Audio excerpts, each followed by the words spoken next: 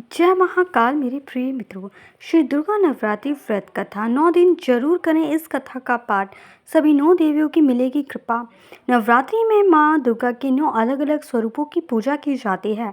माँ दुर्गा को प्रसन्न करने के लिए नवरात्रि के दिन सबसे अच्छे माने जाते हैं। दरअसल इन दिनों जो भक्त सच्चे मन से माँ दुर्गा के सभी स्वरूपों की पूजा करता है, उसकी सारी इच्छाएं माँ दुर्गा पूरी करती है। 9 दिनों तक माता रानी की पूजा अर्चना के साथ आपको इस कथा का पाठ भी जरूर करना चाहिए। श्री दुर्गा नवरात्रि व्रत कथा करने से आपको सभी 9 देवियों की कृपा प्राप्त होगी। बृहस्पति जी बोले, हे ब्रह्मा जी, आप अत्यंत बुद्धिमान, सर्वशास्त्र और चारों वेदों को जानने वाले में श्रेष्ठ हो।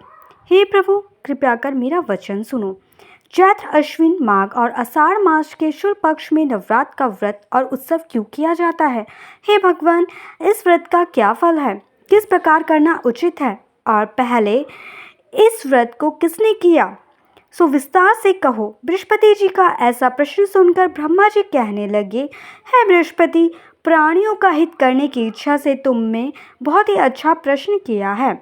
जो मनुष्य मनोरथ पूर्ण करने वाली दुर्गा, महादेवी, सूर्य और नारायण को ध्यान करते हैं, वे मनुष्य धन्य हैं।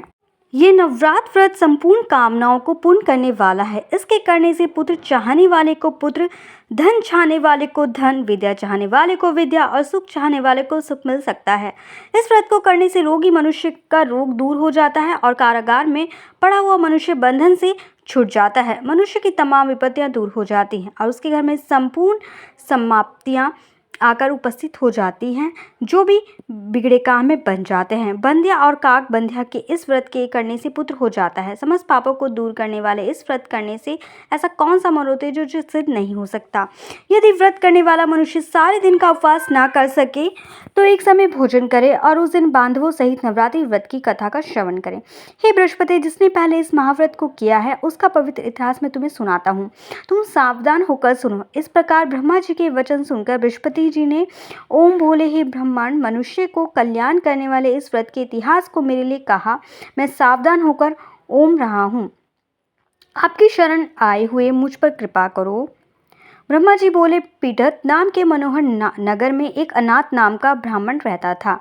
वे भगवती दुर्गा का भक्त था। उसके संपूर्ण सद्गुणों से युक्त मानो ब्रह्मा की सबसे पहली रचना हो ऐसी यथार्थ नाम वाली सुमति नाम की एक अत्यंत सुंदर कन्या पैदा हुई।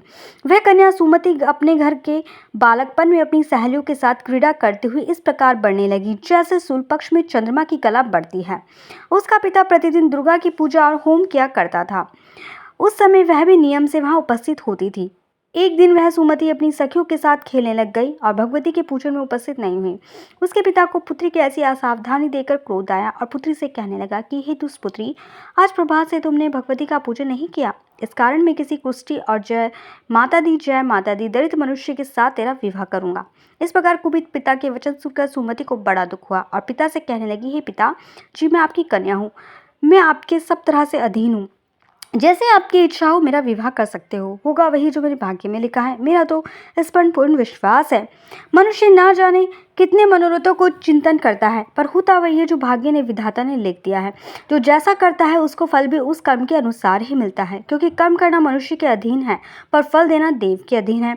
जैसे अग्नि में पड़े हुए तृण की उसको अधिक प्रदीप्त कर देते हैं, उसी तरह अपनी कन्या के ऐसे निर्भयता से कहे हुए वचन सुनकर उस ब्राह्मण को अधिक क्रोध आया। तब उसने अपनी कन्या का विवाह एक कुष्ठी के साथ विवाह कर दिया और अत्यंत क्रुद्ध होकर पुत्री से कहने लगा कि जाओ जाओ, जल्दी जाओ, अपने कर्म का फल भोगो। देखिए, केवल भाग्य भरोसे पर रहकर तुम क्या कर पाती हो। ऐसा सुनकर प्रकाश से कहते हुए पिता के कटु वचन को सुनकर सुमति अपने मन में विचार करने लगी, ओ मेरा बड़ा दुर्भाग्य है जिससे मुझे ऐसा पति मिला। इस तरह अपने दुख का विचार करते हुए वह सुमति अपने पति के साथ वन चली गई और भयानक वन में कुशायुक्त उस स्थान पर उन्होंने वह रात बड़े कष्ट से व्यतीत की। उस गरीब बालिका की ऐसी दशा देखकर भगवती पूर्ण पुण्य के प्रभाव से प्रकट होकर सुमति से कहने लगी, हे ब्राह्मणी जी, मैं तुम पर प्रसन्न हूँ। तुम जो चाहो वरदान मांग सकती हो। मैं प्रसन्न होने पर मनोवांछित फल देने वाली हूँ। इस प्रकार भगवती दुर्गा का वचन सुनकर ब्राह्मणी कहने लगी कि आप कौन है जो मुझे प्रसन्न है, मुझ पर प्रसन्न हो। यह सब मेरे लिए कहा और अपनी कृपा दृष्टि से मुझ दासी को कृतार्थ करो। ऐसी ब्राह्मणी का वचन सुनकर देवी कहने लगी, मैं आदि शक्ति हूँ और मैं ही ब्रह्मा हूँ, विद्या और सरस्वती हूँ। मैं प्रसन्न होने पर प्राणियों को दुख दूर और उसको सुख प्रदान करती हूँ। हे ब्राह्मणी, मैं तुम पर तेरे पूर्व जन्म के पुण्य के प्रभाव से प्रसन्न हूँ। तुम्हारे पूर्व जन्म का वृतांत सुनाती हूँ, सुनो। तू पूर्व जन्म में निषाद भील की स्त्री थी और अति पवित्रता थी। एक दिन तेरे पति निषाद ने चोरी की। चोरी करने के कारण तुम दोनों को सिपाहियों ने पकड़ लिया और ले जाकर जेलखाने में कैद कर दिया। उन लोगों ने तेरे को और तेरे पति को भोजन भी नहीं दिया। इस प्रकार नवरात्र के दिनों में तुमने ना तो कुछ खाया और ना जल पिया, इसलिए 9 दिन एवं नवरात्र का व्रत हो गया। हे ब्राह्मणी, उन दिनों में जो व्रत हुआ, उस व्रत के प्रभाव से प्रसन्न होकर तुम्हें मनोवांछित वस्तु दे रही हूँ। तुम्हारी जो इच्छा है उसे मांगो। इस प्रकार दुर्गा के कहे वचन सुनकर ब्राह्मणी बोली कि अगर आप मुझ पर प्रसन्न हो तो हे दुर्गे, आपको प्रणाम करती हूँ। कृपा करके मेरे पति को कोढ़ को दूर करो। देवी कहने लगी, उन दिनों में जो तुमने व्रत किया था, उस व्रत के इन पुण्य अपने पति का कोढ़ दूर होने के लिए अर्पण करो। मेरे प्रभाव से तेरा पति कोढ़ से रहित होगा और सोने के समान शरीर वाला हो जाएगा। ब्रह्मा जी बोले, इस प्रकार देवी का वचन सुनकर वह ब्राह्मणी बहुत प्रसन्न हुई और पति की निरोग करने की इच्छा से ठीक है ऐसी बोली। तब तक उसके पति का शरीर भगवती दुर्गा की कृपा से कुष्ठहीन होकर अति क्रांति युक्त हो गया, जिसकी क्रांति के सामने चंद्रमा की क्रांति भी क्षीण हो जाती है। वह ब्राह्मणी पति की मनोहर देह को देखकर देवी को अति प्राक्रमी वाली समझकर स्तुति करने लगी। हे दुर्गे, आप दुर्गत को दूर करने वाली हो, तीनों जगत का संताप हरने वाली हो, समस्त दुखों को दूर करने वाली हो, रोगी मनुष्य को निरोग करने वाली हो, प्रसन्न होने पर मनोवांछित वस्तु को देने वाली हो और दुष्ट मनुष्य का नाश करने वाली हो। तुम ही सारे जगत की माता और पिता हो। हे अम्बे, मुझ अपराध रहित अबला की मरे पिता ने कुष्ठ के साथ विवाह कर मुझे घर से निकाल दिया। उसकी निकाली हुई मैं पृथ्वी पर घूमने लगी। आपने ही मेरा इस आपत्ति रूपी समुद्र से उद्धार किया है। हे देवी, आपको प्रणाम करती हूँ, मुझ दीन की रक्षा करें। ब्रह्मा जी बोले कि हे बृहस्पति, इस प्रकार उस सुमति ने मन से देवी की बहुत स्तुति की। उस स्तुति सुनकर देवी को बहुत संतोष हुआ और ब्राह्मणी से कहने लगी कि हे ब्राह्मणी, तुम्हारे उदयन नाम का एक अति बुद्धिमान, धनवान, कीर्तिवान और जितेंद्रिय पुत्र शीघ्र ही होगा। ऐसा सुनकर वह देवी उस ब्राह्मणी से फिर कहने लगी, हे ब्राह्मणी, और जो कुछ तेरी इच्छा हो रही हो, मनोवांछित वस्तु तुम मांग सकते हो। ऐसा भगवती दुर्गा वचन का सुनकर सुमति बोली कि हे भगवती दुर्गे, अगर आप मेरे पर प्रसन्न हो तो कृपया कर मुझे नवरात्रि विधि बताइए। हे दयावती, जिस विधि से नवरात्र व्रत करने से आप प्रसन्न होती हैं, उस विधि और उसके फल को मेरे लिए विस्तार से वर्णन करें। इस प्रकार ब्राह्मणी के वचन सुनकर दुर्गा कहने लगी, हे ब्राह्मणी, मैं तुम्हारे लिए संपूर्ण पापों को दूर करने वाली नवरात्र विधि को बतलाती हूँ, जिसको सुनने से तमाम पापों से छुटकारा और मोक्ष की प्राप्ति होती है।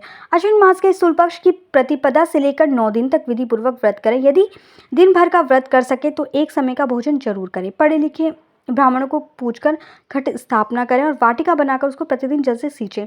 महाकाली, माँ लक्ष्मी और माँ सरस्वती की मूर्तियां बनाकर उनकी नित्य विधि सहित पूजा करें और पुष्पों से विधि पूर्वक अर्घ्य दें। बिजोरा के फूल से अर्घ्य देने से रूप की प्राप्ति होती है। जायफल की कीर्ति दाग करने से कार्य की सिद्धि होती है। आंवले से सुख और केले से भूषण की प्राप्ति होती है। इस प्रकार फलों से अर्घ्य देकर यथाविधि हवन करें। खांड, घी, गेहूं, शहद, जौ, तिल, बिंब, नारियल, दाक और कंदब, इनसे हवन करें।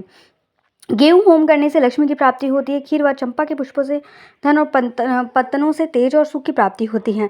आंवले से कीर्ति और केले के पुत्र हो। कमल से राज सम्मान और दुखों से सुख संपत्ति की प्राप्ति होती है। व्रत करने वाला मनुष्य इस विधान से होम कर आश्चर्य को अत्यंत नम्रता के साथ प्रणाम करे और यज्ञ की सिद्धि के लिए उसे दक्षिणा दे। इस महावत को पहले बताई हुई विधि के अनुसार जो करता है उसके सब मनोरथ सिद्ध हो जाते हैं। इनमें तनिक भी संचय नहीं कि इन 9 दिनों में जो भी कुछ दान दिया जाता है उन्हें करोड़ों गुना फल मिलता है। इस नवरात्रि के व्रत करने से अश्वमेध यज्ञ का फल मिलता है। हे ब्राह्मणी, इस संपूर्ण कामनाओं को पूर्ण करने वाले उत्तम व्रत की तीर्थ, मंदिर अथवा घर में ही विधि के अनुसार करें। ब्रह्मा जी बोले कि हे बृहस्पति, इस प्रकार ब्राह्मणी को व्रत की विधि और फल बताकर देवी अंतर्ध्यान हो गई। जो मनुष्य या स्त्री इस व्रत को भक्तिपूर्वक करता है वह श्लोक में सुख पाकर अंत में दुर्लभ मोक्ष को प्राप्त होता है। हे बृहस्पति, यह दुर्लभ व्रत का महात्म्य मैंने तुम्हारे लिए बतलाया है। ऐसा ब्रह्मा जी के वचन सुनकर बृहस्पति जी आनंद के कारण रोमांचित हो गए। अब ब्रह्मा जी से कहने लगे, हे ब्रह्मा जी, आपने मुझ पर अति कृपा की, जो अमृत के समान इस नवरात्रि का व्रत का महात्म्य सुनाया। हे प्रभु, आपके बिना और कौन इस महात्म्य को सुन सकता है या सुना सकता है। ऐसे बृहस्पति जी के वचन सुनकर ब्रह्मा जी बोले कि हे बृहस्पति, तुमने सब प्राणियों का हित करने वाले इस अलौकिक व्रत को पूछा है, इसलिए तुम धन्य हो। ये भगवती शक्ति संपूर्ण लोगों का पालन करने वाली है। इस महादेवी के प्रभाव को कौन जान सकता है।